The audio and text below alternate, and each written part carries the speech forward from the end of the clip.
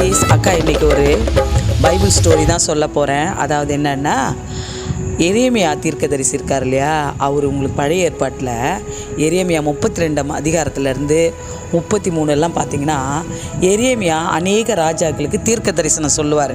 அப்படி தீர்க்க தரிசனம் என்ன? முன்னாடி நடக்க போகிறத பின்னாடியே எச்சரிக்கை பண்ணி அவங்கள காப்பாற்றுறது.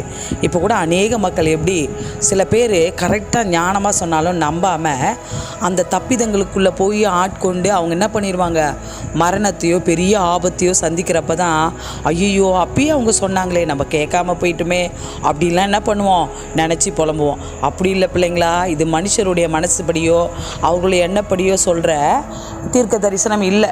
இது எரேமியா தீர்க்க தரிசனம் சொல்கிறது. அவர் என்ன பண்ணுறாரு, நேபுகாத்நேச்சார் 18ஆம் வருஷத்தில், அந்த காலத்தில் அதனுடைய வருஷம், யூதா ராஜாவாகிய சிதேக்கியான்னு ஒரு ராஜா இருந்தார்.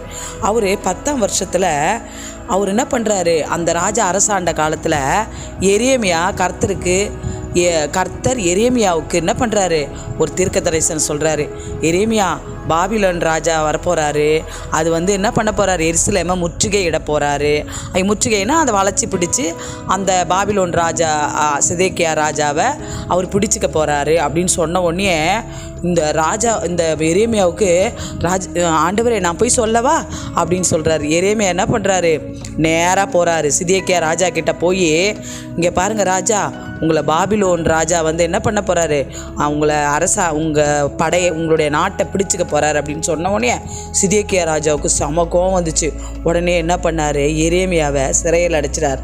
எப்படிப்பட்ட சிறையில் தெரியுமா பிள்ளைங்களா, இந்த காலத்தில் இருக்க புழல் சிறையோ மற்ற சிறைகள் மாதிரி இல்லாமல் நிற்க வச்சு, அதாவது என்னென்னா அந்த சிறையில் அடைச்சா படுக்கவும் முடியாது உட்காரவும் முடியாது, அப்படியே நின்ன மாதிரியே இருக்கணும் பிள்ளைங்களா. எப்படி தெரியுமா, பயங்கர கொடுமையான, கொஞ்ச நேரம் நின்னாலே நம்மளுக்கு கால் வலிக்குது இல்லை.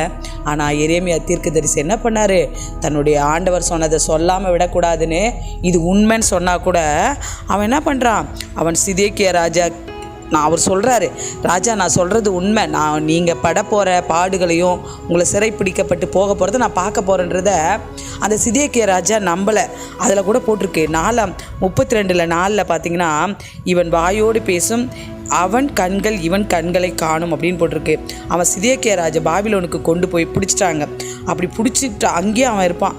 நீங்கள் கல்தேரையோட யுத்தம் பண்ணினாலும் உங்களுக்கு வாய்ப்பதில்லை என்று கர்த்தர் சொல்லுகிறார் என்று நீ மறுபடியும் சொல்லுன்றார்.